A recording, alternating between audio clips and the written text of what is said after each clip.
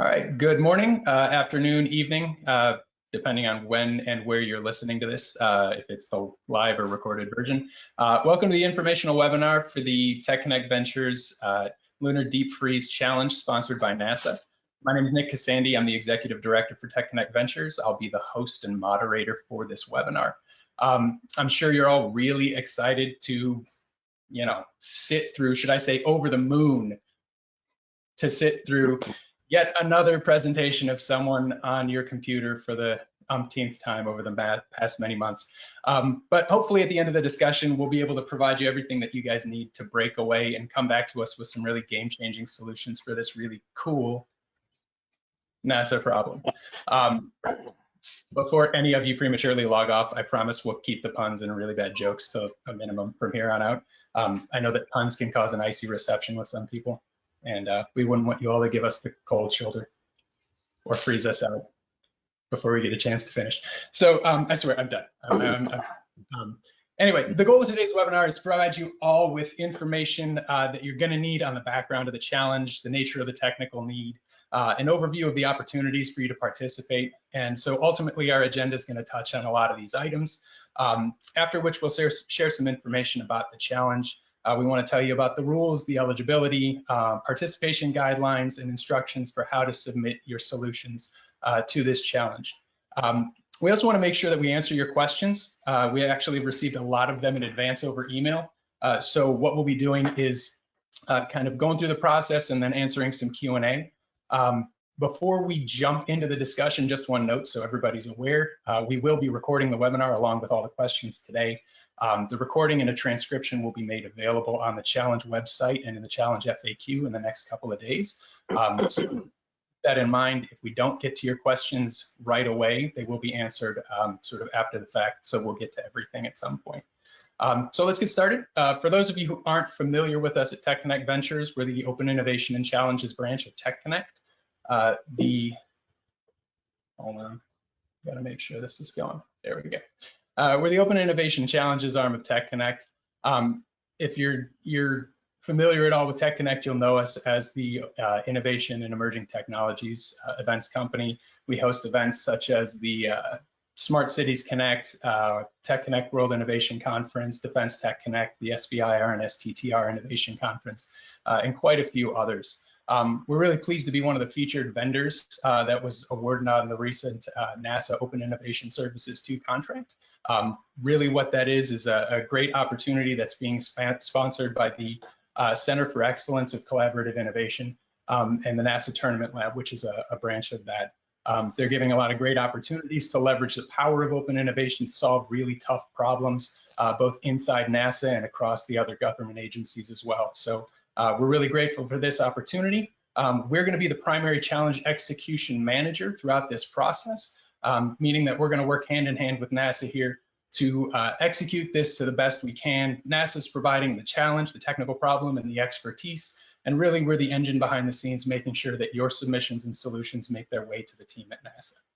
The biggest thing we want to take home today, for you guys at least, is the fact that this opportunity is for you guys to bring your expertise, your concepts, your novel capabilities, and bring them to NASA, your best technologies, your best ideas, so that we can try and solve this tough problem in a way that hasn't been thought of or hasn't been executed before. At any point during the webinar, if you do have a question, please feel free to go ahead and submit it to us. There's a chat box provided. You can also visit the challenge webpage, or you can email us at challenge@techconnectventures.com with the subject line webinar question. We would appreciate that just for sorting purposes. We'll do our best to collect and answer as many of them as we can today, but don't worry if we don't answer them. Like I said, we'll be compiling everything and getting those responses back to you in the FAQs, transcript, and/or recording after the fact. So now that all of that is out of the way, I would like to introduce our featured NASA speaker. He's joining us on the webinar from the Gateway Operations Integration and Utilization Office at NASA Johnson Space Center. It's Chad Hammonds. Chad, if you wouldn't mind, a quick introduction for everyone, and then we can move right into sort of just a general introduction to the challenge, a bit about its relation to the Artemis mission, and ultimately really the problem that we're trying to solve. Okay. Intro for me. My name is Chad Hammonds. I think you mentioned that, and you pretty much, said where I work, the Gateway Utilization Office. We're really trying to look at the best science that we can get from Gateway and the kind of what Gateway adds to Artemis. Artemis, we usually talk about kind of as the whole mission, which crosses the Orion vehicle, the Gateway, and the lander. And we'll kind of, I'm sure, get into that and why those three vehicles are important and all part of this challenge architecture that we're looking at. Not sure, did you want an overview of kind of the mission that we're looking at and why how this challenge fits into it? Yeah, that would be a really good place to start, just so people have some context. Okay, so we're headed back to the moon. That's a great thing. We want to put the first woman and another man back on the moon, and we're going there to do science, not just to kind of land there. We're going to the lunar South Pole this time. It's interesting because there are spots on the lunar South Pole, some craters that don't get sunlight ever. They're permanently shadowed regions, so extremely cold. You have the vacuum of space, no sunlight, and we can assume we've got some really cold samples there that may be collecting frozen volatiles, things like maybe water, but maybe also methane, CO2. And we're interested in getting those samples, bringing them back and analyzing them. And the way we need to do that is to keep those samples frozen. And that's definitely a real challenge for us in this Artemis architecture. We need to keep those samples below 150 degrees so they stay frozen. That's really the key thing when we look at getting these samples intact back to a lab where we can analyze them without melting it and losing all these volatiles, which are naturally going to either return to a vapor or mist or something that is going to be hard to contain. Want to look at the composition of those samples. The challenge that we have is that our flight hardware that we've used up to this point for like ISS, for the freezers we have on ISS, are pretty large pieces of equipment. They're designed to be robust, they're designed to operate in zero G, but they use a lot of power, they take up a lot of space, and they need a lot of cooling. We have things like Melfi on ISS, which is a pretty large freezer, but it's something the size of a person, 6 feet tall, 3 feet deep. And the vehicles that we talked about, when I said we've got Orion, we've got Gateway, and we've got the lander. Well, Gateway is not going to be as big as ISS. It's pretty small. Orion is going to be something more akin to a lunar module. You think about the old Apollo days. It's going to be bigger than an Apollo capsule, but not huge. So you think about an Apollo capsule you may have seen on TV. You can't put a freezer-sized thing into one of those capsules and still have all your room for your people and your spacesuits and everything else. The lander is going to be equally as constrained, and that's going to be constrained not only by volume, but also mass. Whatever we put in that vehicle has to have enough, we have to have enough propulsion to get all that mass back up off the surface of the moon and get it at least to Gateway. Then we can transfer it to Orion. And that's really a kind of another sticking point for what we're trying to do. That lander only has a certain amount of mass that it can leave the surface of the moon with. And so if we're targeting 100 kilograms of samples, if we want those samples to be cold, we want to be frozen, every kilogram of mass that we use to have in the freezer, everything that we use to keep it cold is going to take away from the samples we bring back.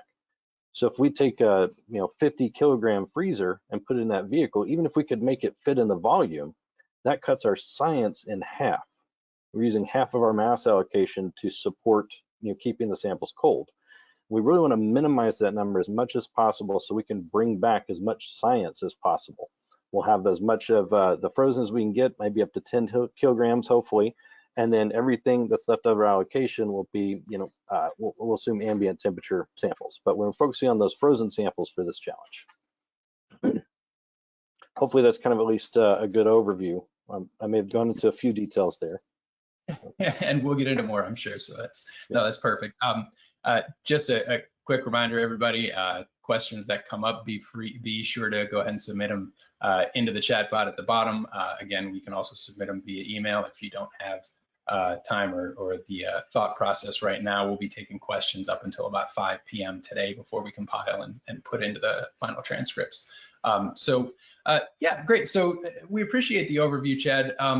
Ultimately what we kind of decided is that the unique thing about this challenge is that there's kind of two different ways that NASA is looking to address it. One's from more of a holistic approach, and the other is more of the innovative concepts that could enable a future system or enable a proposed approach or system for this time around.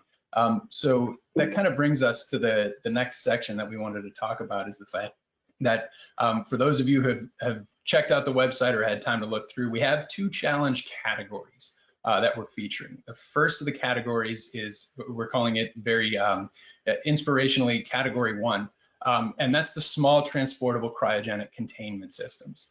This is different from Category 2, which is more of a opener, broader innovation approach. But to start with, I figured the best way to do this, let's focus on challenge Category 1. We can come back to Category 2 in a couple of minutes and talk about what the difference between the two is.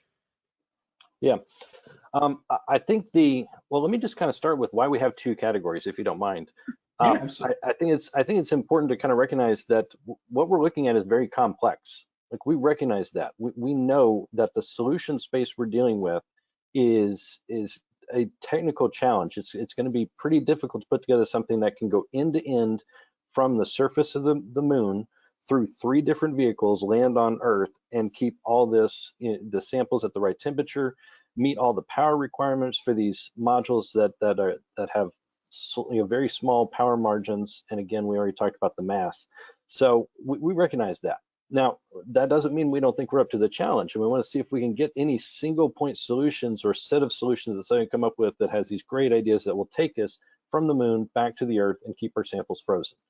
And I think that's really what Category 1 is looking at. Does somebody have an entire solution or set of ideas that will take us from point A to point B across all the vehicles? Yeah, go ahead, Tech. Nope, I was just going to kind of, get a preview for Category 2, those, because we recognize this is such a challenge technically. We're looking for technologies that will enable any piece of this. It's not that we're anticipating not getting any solutions for Category 1, but if we're looking for any kind of these solutions that will help us with any piece of the puzzle along the way. If we can find a technology, a material, a science, an idea, something that enables us to lower the power, or to have passive cooling longer, or active cooling with less mass, whatever it may be, if we can come up with even a component solution that helps improve any of our other designs, then that's great information. We'll make sure we collect that as well. Yeah, that's great. And what I was just starting to say is that we've actually taken the effort to define those 2 as separate technical specifications, categories. The award mechanisms have been broken out differently for each of them. So we're recognizing that both of them are inherently sort of different challenges, really. I mean, they're answering the same problem, but we're coming at it from 2 different angles. And I think it's a unique mechanism. We're really interested to see how these things go, but I want to jump over and kind of focus in on some of the specs for Category 1 here. So as you guys can see on the page, there's a couple of items here from the performance specifications, a couple of things for the design specs. A full list is available on the website. There are a couple of different places that you'll be able to link to it or find it. So we strongly recommend that anyone who has an interest in this challenge take a couple of minutes and go through and look at both Category 1 and Category 2. We definitely don't want to scare you away. If you see these more aggressive specifications in Category 1, it's still highly likely that your technologies or capabilities would be a good fit for 2. So please evaluate both of them. We'll describe some of the other unique features of the challenge here in a little bit, but sorry for that kind of diversion. But Chad, go ahead. If you wanted to, we could just run through a couple of these items, focusing on maybe why we have them in there, or what the actual problem is behind this fact. Yeah, that's fine. I can kind of step through these. So the temperature one hopefully makes a lot of sense. We need to keep these volatiles frozen and make sure they maintain that state through their entire transit. So that's why we have the temperatures -150 and keep them there stably for at least 2 weeks. That 2 weeks should take us from the surface of the moon through the various points in transit to the Earth. Once we get back to the Earth, then we're expecting to have supply contain, some equipment on hand when we retrieve the capsule, that we can put those samples in at that point. So we just need to go those 2 weeks. That kind of also explains the end-to-end transport across the different vehicles. The operating conditions, Variable gravity is an interesting challenge in and of itself. When you're talking about designing equipment to operate in zero G, we have the added kind of wrinkle in here of going down to the lunar surface. So you have a variable gravity. You're not just dealing with zero G, and you're also dealing with reentry loads. So whatever goes up has to come down. In this case, I would say it the other way. Whatever we want to come down has to go up because launch loads may be more of a challenge. The reentry is going to come down on a human vehicle. It's meant to be a much smoother ride, but launch is probably going to go up on a cargo vehicle. There you're going to have loads up to 10 G. You're really looking at vibration and kind of shock loads. So that's why you've got the launch loads up to 10 G, whereas even on reentry in a human capsule, you may not expect to see 10 Gs, but that's going to be a challenge. The external temperatures, those are just ambient environments. The same thing with the pressure. You're really looking at the kind of the environment that humans are going to operate in. I'm just catching a typo in the slides because I think it says from 19.2 to 14.7 psi, but I think that's actually 9.2 to 14.7 psi. Yeah, it's just the range. Go ahead. Yeah. I'd say that's just the range of pressures. 14.7 is ambient here, and then being that we're designing for these capsules they're going to be going EVA. We may have some reduced pressure kind of regimes where you have your humans in the loop, but you're not at Earth ambient pressures. So that's kind of why we have the external pressures there. The mass for target for category 1 is 20 kilograms. And the reason for that, like I talked about at the beginning, is we're very mass limited and we don't want to give up more than about 20% of our total samples to have these samples come back frozen. We want to be able to, again, have the majority of our mass allocations go to bringing science from the moon back to Earth. And so this is really kind of the target where we think we can hit and get away with only using about 20 kilograms of mass. The dimensions on the inside. So the samples themselves are going to go into a container. And the reason we do this, we're worried about those volatiles interacting with whatever containment we put into. That's a challenge that is outside the scope of everything we're doing here. So you can assume that we're going to give you a container that's been designed by the EVA tools folks, by the cryolab guys who have, gals in this case, who have designed those containers so that they're not going to interact with the volatiles. They're going to keep them safe. They're going to keep them contained. And so that is going to assume to be a cylinder that's going to be about 20 centimeters in diameter, about 30 centimeters long. And so that's kind of what you can consider the sample size that you need to keep cold will be a container about that big.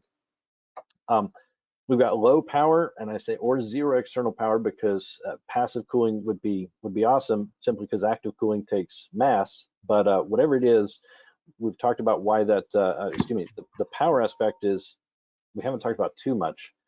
You think about ISS as these giant football field sized solar arrays. They've got a lot of power. The vehicles that we're dealing with are not going to have those. We're going to be on much stricter power margins and there's not huge allocations for science just because a lot of the power is going towards your life sports equipment, your computers, things like that. So the lower power, the better we fit into the overall architecture across all the vehicles. And I think you've got a link there to kind of describe the vehicles in general, right? So I won't go into that too much. Yeah, and for everyone, oh, go ahead. I should probably mention no hazardous materials because we are going to be inside the vehicles with the crew. So I know we've seen some questions in the FAQ, and I think we'll get to them that maybe we can mention at some point anyway. Can I use this? Can I use that? And if you're talking about anything that is venting, anything that is going to be putting contaminants, you have to remember that the crew is sitting in a pretty tight tin can, an enclosed environment with whatever they're hauling back. So it needs to be completely safe for the crew. Right. And just to reiterate, this is a snapshot of the specifications that are on the web page. We go into more detail. Like Chad mentioned, there are links on the web pages that are going to take you to more info on Artemis and Orion and Gateway and HLS. So we wanted to make sure that everybody had an easy avenue to all of that if you're not already familiar, just from a referential standpoint. But certainly be sure to check in on all of the deeper specs. We definitely get into some more detail there, which will be helpful for you as you sort of think about your designs or approaches to this. And certainly, like we've mentioned a bunch of times, if you have questions either today or at some point during the process, feel free to plug them into the chat bot on this webinar page, or go ahead and submit them at challenge@techconnectventures.com. We'll be happy to answer them as quickly and efficiently as we can. So overall, I'd like to take us and kind of shift over to talk a little bit about category 2. Like we said, this is more of the innovative, not the innovative approach so much as the innovative enabling technologies maybe, but I'll let Chad go ahead and give some more insight there. Yeah, I think the key is on this, like we said, is we're not looking for that end to end. So if you can meet any of these categories, any of these specifications in some new novel way, an application of a technology that we haven't seen before or thought of, emerging technologies, emerging materials, those are the kind of things that we're looking for. Something that will enable us to reach temperatures, again, minus 150, such a key requirement across all the challenges. But past that, something that reduces our mass, our size, our volume, our power requirements, reduce or eliminate, again. Something that could increase the duration of time. Passive cooling is an interesting idea when you look at it, because again, we're talking no power, but it's such a lot of the types of passive cooling that we have used historically on spaceflight have pretty short durations. They're meant to get something from ISS back to Earth. So it's a much shorter trip, 2-3 days. At this point, we're looking for something that's going to make a trip 14 days back. So that anything that can take some technology and increase it across part of it. If you can say, well, you know what, I can get you from HLS to Gateway completely passively, or I can get you from Gateway back to Earth. So your transit on Orion is passive, or increases some duration of technology on passive cooling side, something like that. We still have our limitations on mass, so we have that 20 kilograms there.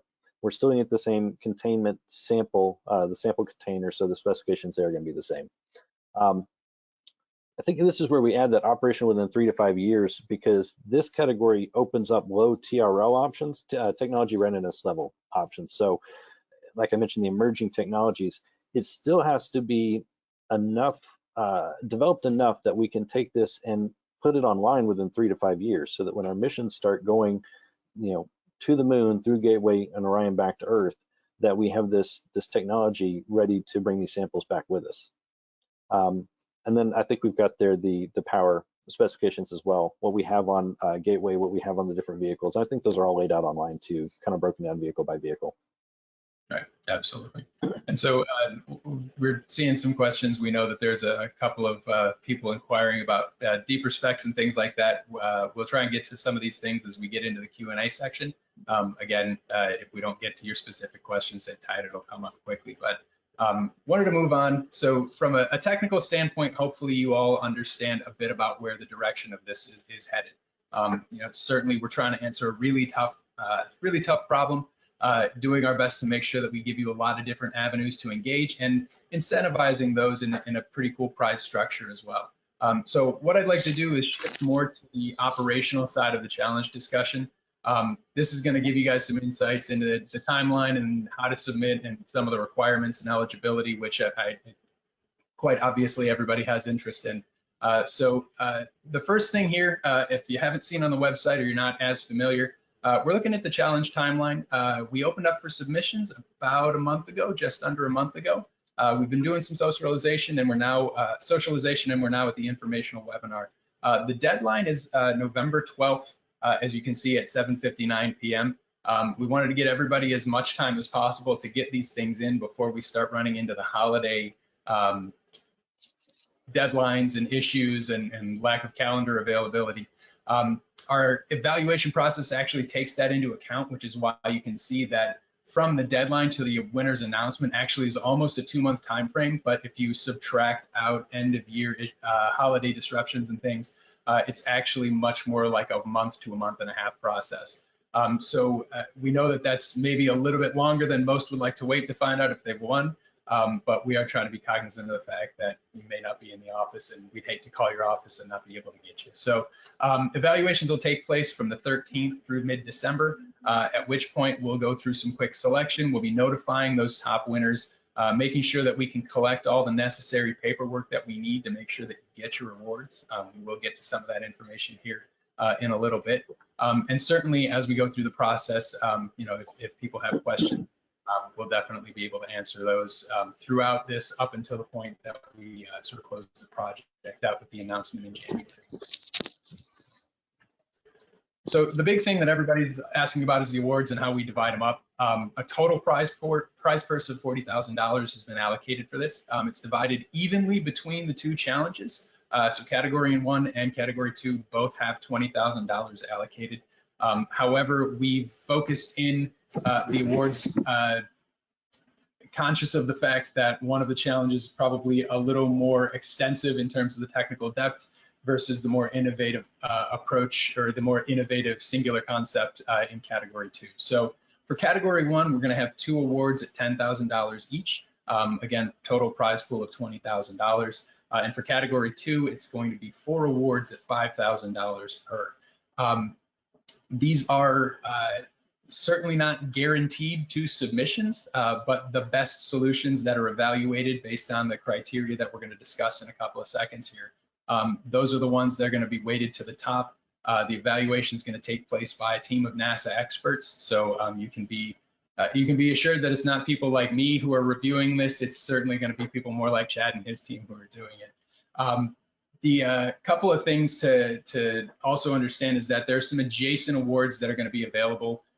It's more around the opportunity to engage with the NASA team to talk about your proposal, talk about your solutions. Certainly they're interested to learn more from you. I'm sure that you probably have questions for them. There will be recognition and announcements on our website through the challenge web page. We'll be socializing that in a general announcement as well.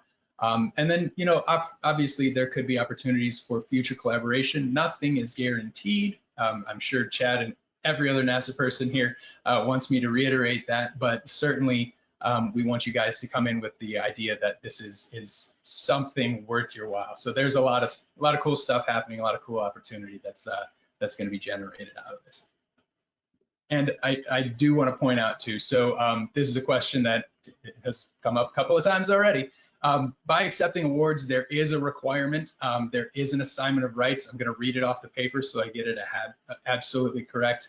Award winners, you will retain your IP for the solution. However, you're going to sign an agreement which assigns NASA a royalty-free, non-exclusive, irrevocable worldwide license to the IP generated. That's a standard procedure. It gives them the opportunity to use what you're doing, but certainly we do want you to understand that there is an agreement to accept an award. More details are available in the challenge rules and the challenge guidelines on the webpage. We strongly recommend that everybody takes the time to read through those, understand them. If questions come up, by all means, please socialize them back to us. We want to make sure that everybody has the correct understanding of what's at stake. But again, you aren't signing over and losing your idea or your concept or your IP by accepting an award. And again, this is pretty standard for most challenge type engagements. So we're trying to keep it as simple as possible. So the awards are going to be allocated based on the strength of the proposals relative to all of the others that are received. This is a competitive prize-based competition. So for each category, your submission is going to be weighted against the others that we receive for that category. That's the best way to make sure that we're getting the best of the best out of you guys. So category 1 is necessarily focused a little more on the near-term applicabilities. You can see it's weighted more heavily for performance, design, and the quality of the proposal, as opposed to category 2, which is focused a little more heavily on the innovativeness of the concept, the nature of the technology and its application to NASA's end use. These are going to be scored by the NASA experts, like I mentioned. They're going to be evaluating everybody based on this same set of criteria. Category 1 will be assessed in its own bucket, category 2 in its bucket. So you're not going to have to worry about, bleed over of criteria or miscommunications. Certainly, we want to make sure that everybody's is captured correctly. So the submission page will have the opportunity to submit to individual tracks. And as you go through the process, again, you can let us know if there are questions or issues with the site. Chad, I'm not sure if you have any comments on the overall scoring or why we've set it up this way, but I'm sure people might be interested to hear anything. No, I think you covered most of the things that I would have said about it. I think this may be one good place where we're looking at this rubric to kind of point out that category 2, we talked about those specifications, but it really should be evident in the scoring that those are targets, because performance is not your top weighted thing. It's the novelty, it's the innovation.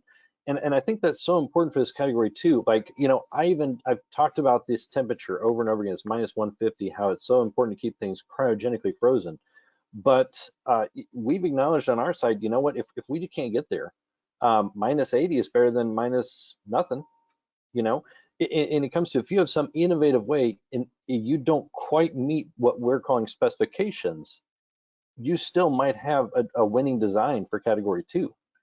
If you've got something that's innovative, it's novel, it's something we've never seen, something that I thought about, an application, a way of doing business, the science that we haven't considered, you need to submit that. And you know, category 2 would be a great place for it.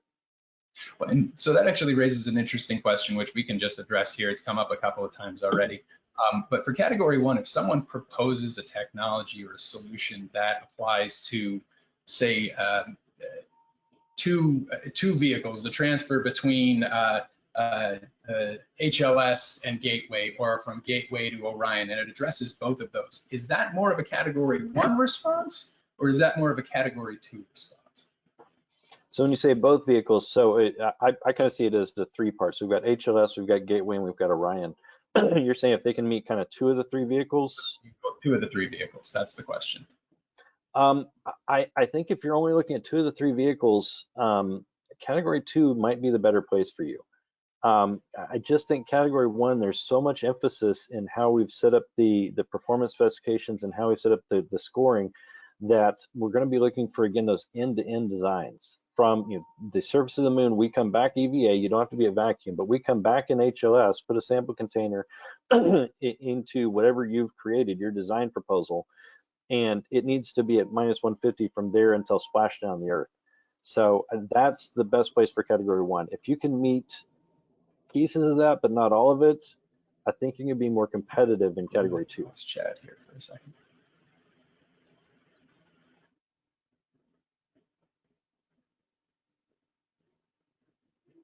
So it seems like we may have lost.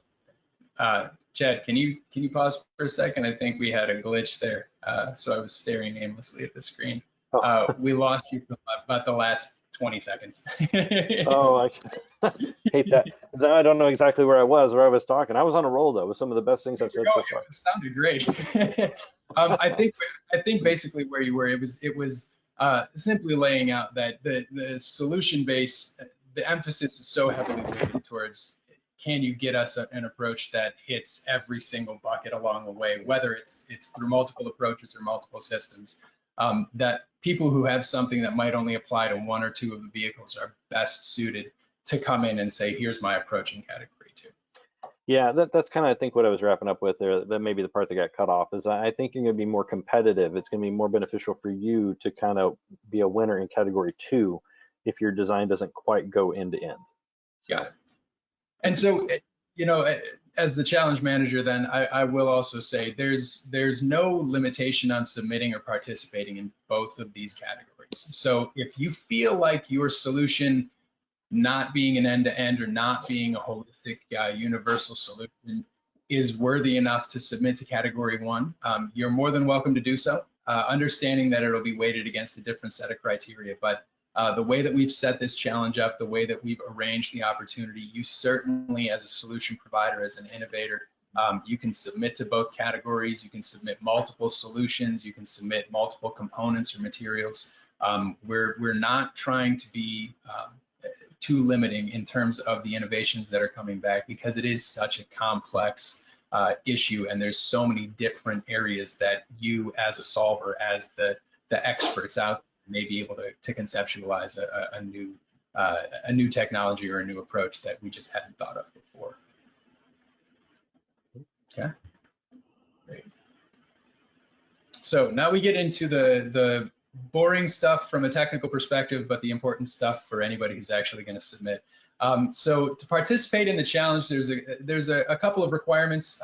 By all means, again, I'm going to re-emphasize probably for the 3rd or 4th time here. Please go to the challenge webpage and view the entire rules and participations guideline documents. There's a lot of great information that probably answers 95% of the questions that you might have. Certainly, we're getting a lot of them through the chatbots. Certainly, a lot of them have come through email already, but it's really important that you read the rules, the agreement, the participation, all of that stuff, so that you understand exactly what's going on. From an eligibility perspective, this is something that being a NASA Challenge, a lot of people have asked about. So any participant over the age of 18 is welcome to join the challenge. There are some limitations, as you can see on the screen, export controlled countries, individuals affiliated, as you can see, are under contract with Chinese entities that would create a weird bilateral relationship between NASA and the Chinese entity or government. And then obviously from our side, employees of TechConnect Ventures, TechConnect, and all of our affiliates. Because of the way that this challenge has been arranged, there's actually not a limitation on contractors, even NASA employees, in participating in the challenge. However, the way that the award mechanism would work out would be different. So we're definitely encouraging anybody and everyone who has a solution.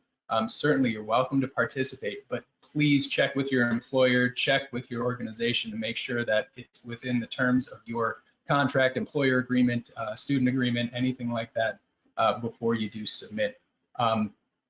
We are not responsible for that eligibility. We will do our own screening, but we want to make sure that if you submit, you actually have the opportunity to win. Awards, again, are any eligible participant. If your entry is selected, but you're not eligible for award because you work for NASA or you work for a contractor who has an agreement with NASA or is working on this problem somewhere else, or you simply, your employer will not allow you to win that. You can still be selected as a winner. You can still be acknowledged. You can still receive some of maybe the non-monetary incentives that come along with the process, but the prizes, obviously, we're not going to be able to allocate. Any questions that come up with that in terms of in practice, you're certainly welcome to ask us, but for the most part, that's something that's going to have to be a conversation internally with your organization or with your team. Which does bring up another set of questions that's come through. You can submit as part of a Teams. You can submit as part of a multi-organization consortium or a group of individuals or a group of collaborative partners. That's all completely valid and viable. We welcome all of that. The difference with those between individual submitters or single organization submitters is that those teams have to assign a single point of contact. That is the person who will be considered to be the winner to whom the award is issued. We can't divide or divvy up awards between 5 people in one team. So as you submit, make sure that the person who's responsible, the person who is the point of contact, is that primary principal, whatever you want to call them, because they're the person who we're going to contact about this. That's the organization who's likely to be assigned the award. And then any distribution, any sharing, or any other teaming issues, that's all firmly in your own ballpark to sort out those conversations, distributions, and all of that. From a submission standpoint, so entries have to be submitted online. They have to be submitted through the challenge webpage. All of this information is again available on the challenge website. You can look at it anytime at the link that's available here, and you should be getting it in any of the communications.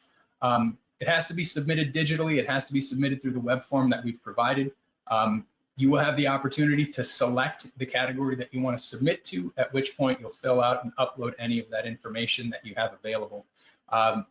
You can attach almost any file that you would like, provided that it's not malicious, to this challenge. We highly, highly encourage people to submit more standard file types, PDFs, Word docs, JPEGs, things that are broadly viewable. There is not a requirement for 3D renderings, CAD files, and that sort of thing with this challenge. It's actually probably preferable to have the graphic image of that rather than the more intensive renderings, just because most submissions probably are not likely to have that. Chad, if you have any commentary on that or any reference for them about those types, go ahead and weigh in there. No, I think it's an interesting idea when we're looking at, these kind of challenges. Being an engineer, it's great to look at schematics and these 3D rendered CAD drawings and things like that, but we're designing a solution for a system of space vehicles that are still being designed themselves. So I think trying to come up with a drawing or rendering a 3D, CAD model of here's what my, equipment's going to look like. This is it. And then we realize, well, but the place we've got on the spaceship to fit it is just this much smaller. Then you end up having to redesign everything. So that's why we've got some reference volumes and things like that in the specifications online, but we're not asking for those CAD drawings because, again, I can't guarantee you that our reference volume today is not going to be a different dimension tomorrow. These vehicle designs are, it's still a lot of discussions going on about the best way to build the lander to arrange the insides of Orion. And so it's just probably one step too far for what we're asking for. Yeah, perfect. One thing that we do want to highlight here is that there is a submission web form that has a lot of different fields available to fill out. Certainly, we understand that not every submission, not every entry you submit will address every single box. You may have a solution that comes most of the way, but simply you don't have the assessment for how it performs under microgravity or lunar gravity. We understand that. So there will be a lot of sort of variability and diversity in the ways that you can answer and the information that you can submit. However, we understand that we can't be fully prescriptive through that web form to capture everything about your idea. So there is a strong encouragement from our side to say, if you have the ability to put together a 4 to 6 page description of your technology that encapsulates the true essence of what you're trying to provide, that maybe expounds on details that weren't fully outlined within that web form, we're really encouraging people to do that. We don't have any limitations on including graphics in that. If you have supporting or supplemental details, data, any sort of analysis, any sort of proof of concept that you maybe already have for the technology, use that as a great opportunity to expand on your submission, to propose additional information or additional tracks to solve this sort of problem. Because we do want it to be as unique to you as possible, and the teams will be evaluating those supplementals as they come in. We do have a hard limit on 6 pages in terms of that proposal. If you submit something that is 7 pages or 50 pages, our team is unfortunately going to have to screen down to the first 6 pages. We do not want to have Chad's team investigating and reviewing 100-page documents. So I will stress again, the challenge guidelines and the challenge specs outline what the submission limitations are on that. Please stick to that as much as possible, because we will cut off those proposals at the page length indicated. And so just a couple other items. Obviously, all submissions have to be in English. There isn't a cost to participate. You will not be charged anything. You do not have to pay us anything to win an award. You just have to submit your ideas. And again, this is really important. Your entry should only include non-confidential information. Please do not brand or tag anything as proprietary, sensitive, classified, confidential. We will not be able to share that. That is an immediate disqualification to be considered. So please be sensitive to that in your response. But otherwise, go for it. We're really excited to see how this thing is going to be shaping up. Again, we've had questions coming in. We've had lots of people sort of funneling us their inquiries through a couple of different avenues. We're going to try and get to some of them right now. A lot of it is process-based, and we answered some of that, but I'll try and speed through it as much as possible. There are a couple of technical ones in here, but let's go ahead and try it. So for one question, how do we contact people about the challenge? How do you communicate? Obviously, if you're able to submit in any sort of questions or any sort of inquiries right now through the chat bot, do that. But you can communicate with us through the contact section on the challenge webpage, or you can send us an email anytime at challenge@techconnectventures.com. Those are the 2 best ways to get information in front of us. We will try and respond as quickly as possible. We've got a pretty high volume of inquiries coming in, so please bear with us. One of the things that's come up, and again, you can submit multiple entries. You can submit to both categories. You can win awards for both categories. I'm not sure that I mentioned that earlier, but it's definitely on the table for very highly viable technologies that maybe answer a different type of approach, a different question for category 1 versus category 2. Certainly, we are more than happy to award the best of the best. If it's you both times, so be it. Yeah, I don't know what else to say about that.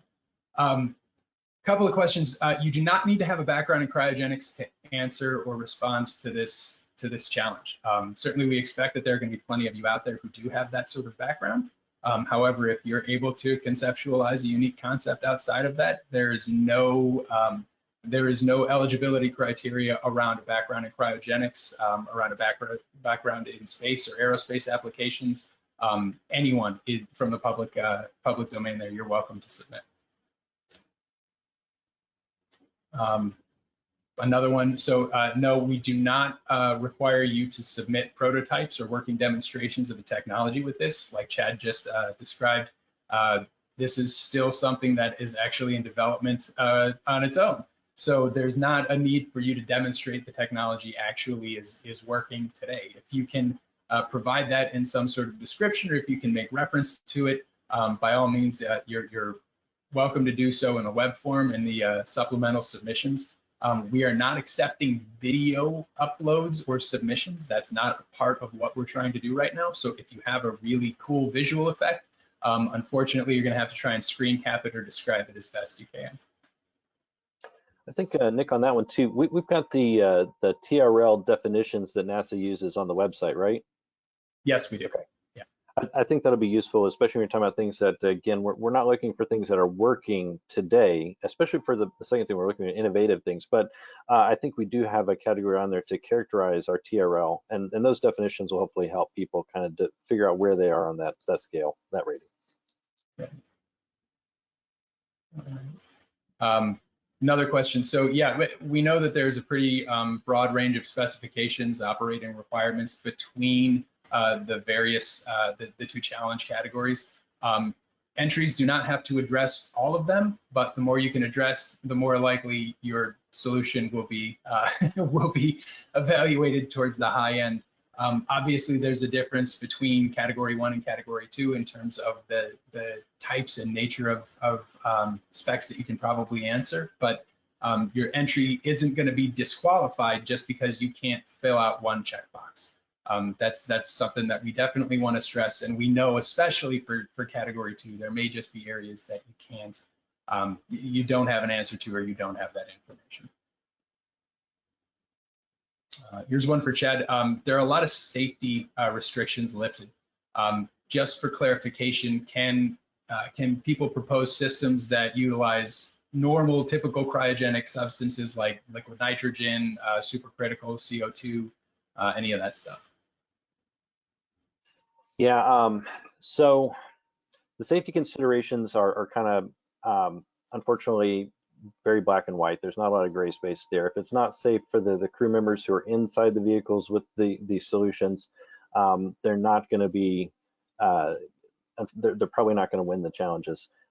We are, again, when we look at kind of like venting, you mentioned liquid nitrogen, I think was one of the things that was in that question.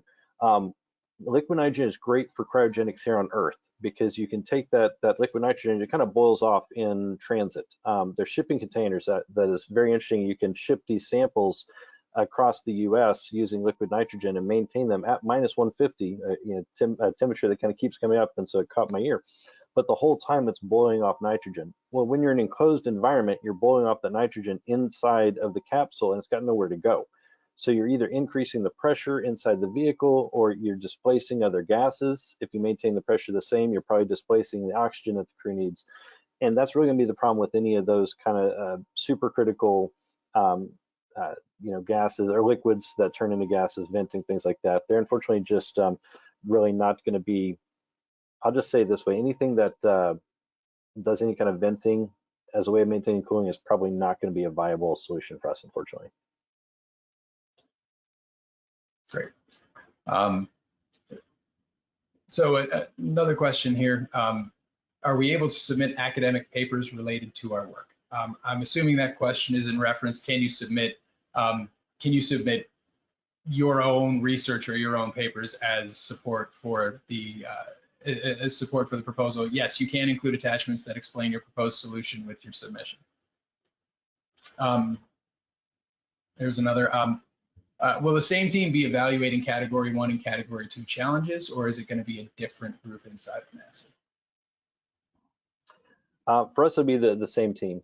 So we're going to have a panel of judges that's looking at all of our submissions that are really kind of able to capture the expertise that we need on both the samples that we're looking for, the kind of heritage spaceflight technology. So looking at kind of the space unique aspects of these solutions.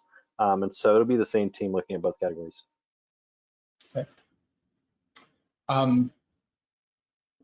So here's another. Solutions outside of the aerospace industry, such as shipping and food storage, other things like that, are those eligible for submissions? Are those of interest to the NASA team? I would say yes. I just made mention of this shipping container that I saw the other day when we first started looking at solutions for this problem.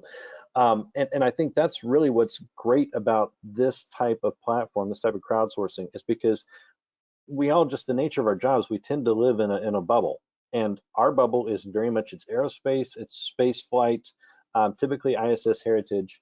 And so the further you get outside of that, the less we're probably going to know about it, which is why your ideas are so important to us.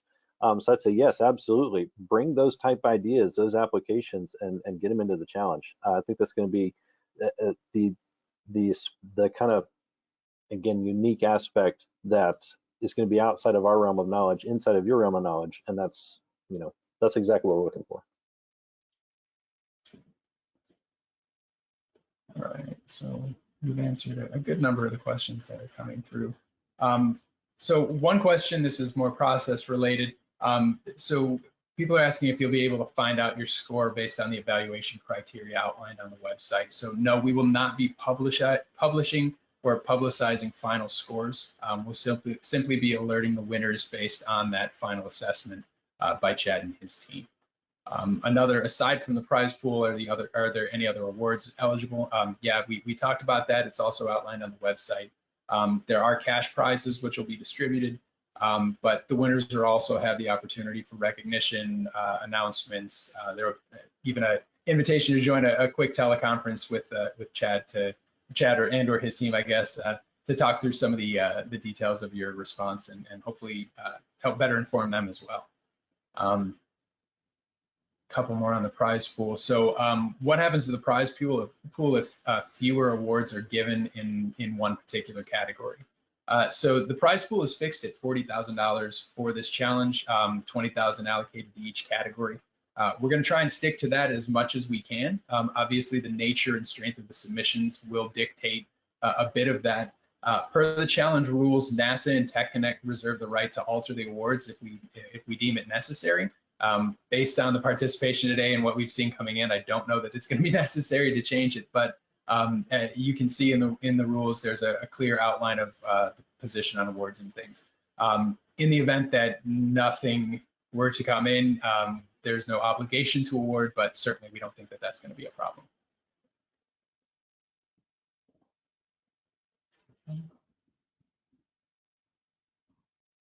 So I'm just scrolling through. Apologize for this awkward silence towards the end. There are a couple more. Chad, you already mentioned this, but I think it probably bears repeating. Is the temperature of attaining negative 150 C an absolute requirement for both challenges, or would you be interested in something that part of the way there? So I would say yes to both those, but let me explain. For category 1, I think that temperature is going to be really important. We are looking, that's our category for the solution end to end.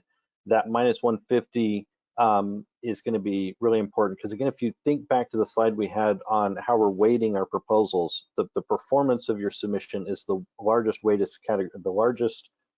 category, and so that temperature is going to drive a lot of the scoring of those submissions, and we are looking for solutions that meet everything in that category. Now, category 2, though, is that's not necessarily the same. Like I think we've talked about a little bit so far, is I would consider that more of a target. if we can find something that hits minus 150, that's great. But the point of that second challenge is to find new technologies. So you can consider that minus 150 a target. The closer we get to it, the better.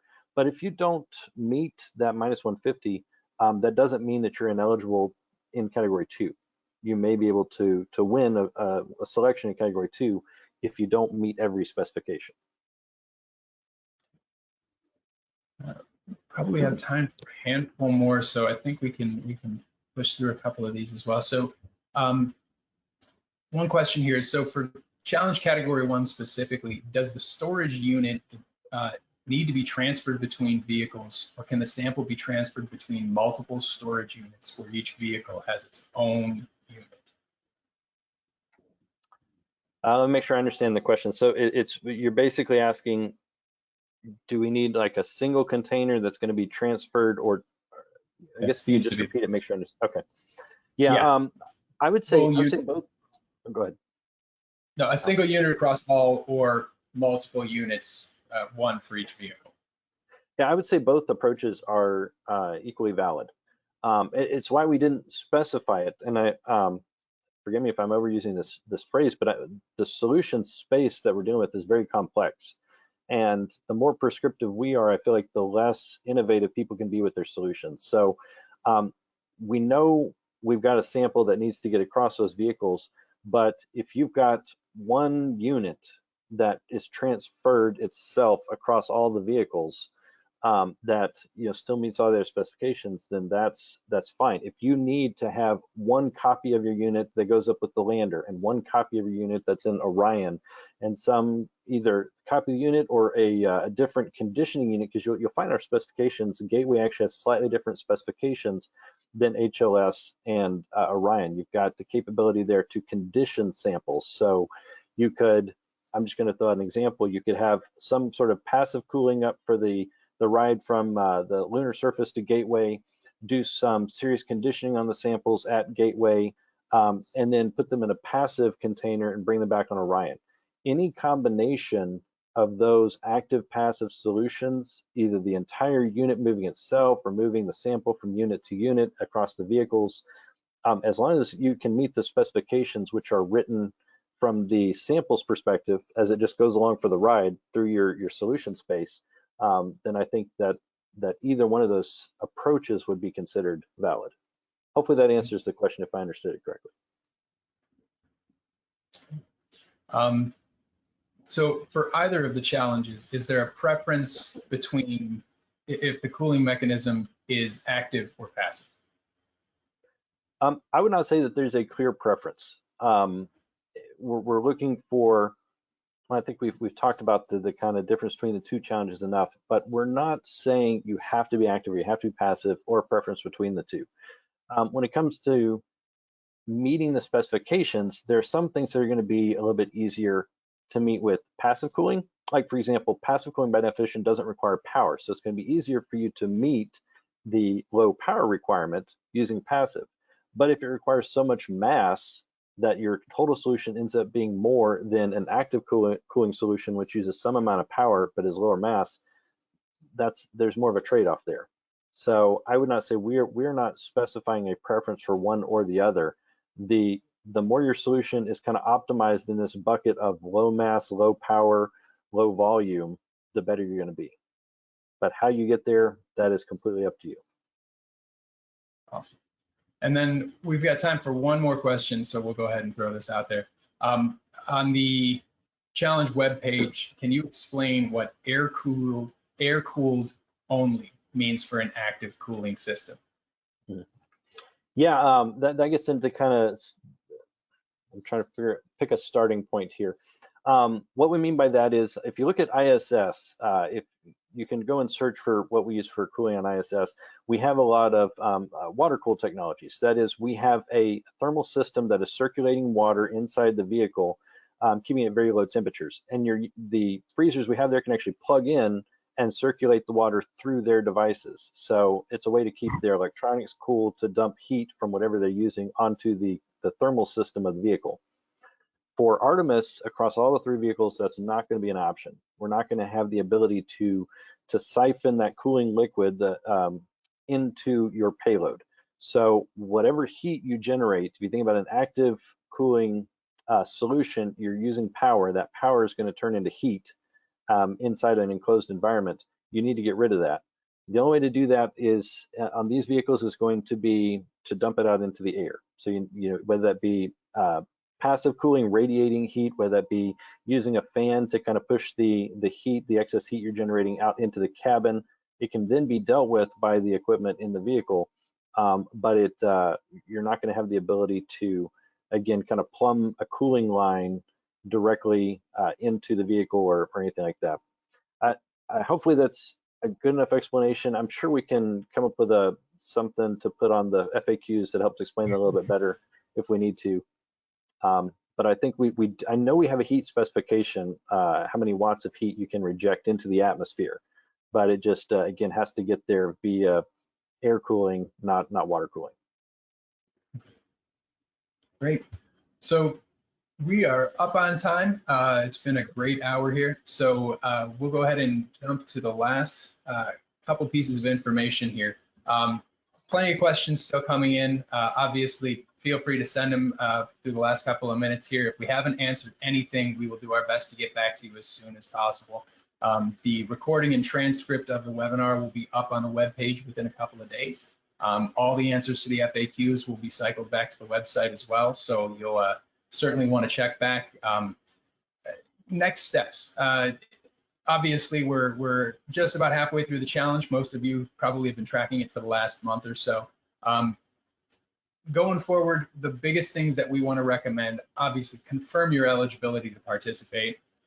Make sure that you understand all of the requirements and specifications, everything in the legal rules and guidelines. By submitting to this challenge, you are actively agreeing to everything in those rules. So we really encourage you to understand those, and if questions come back, let us know. Stay up to date on everything that's going on. There will be changes to the website with the postings that are coming up after this webinar. But you can subscribe for updates. The link's on the page. It's very easy to find. Very easy to find once you get there.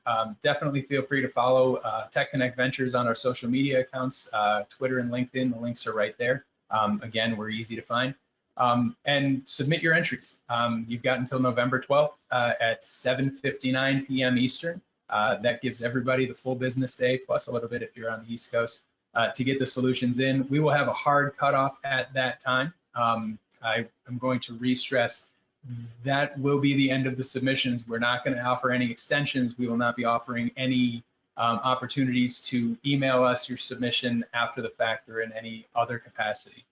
You got to go through the website. It's got to be within the time frame, and we're not going to be broaching the competitive nature of this challenge by kind of offering anything outside of that. So that's really it. We're really excited to see what you guys are able to come back with. Please stay engaged. Please ask questions as we go forward. Chad and his team are stoked to see what comes back through this. We've got some great participation today.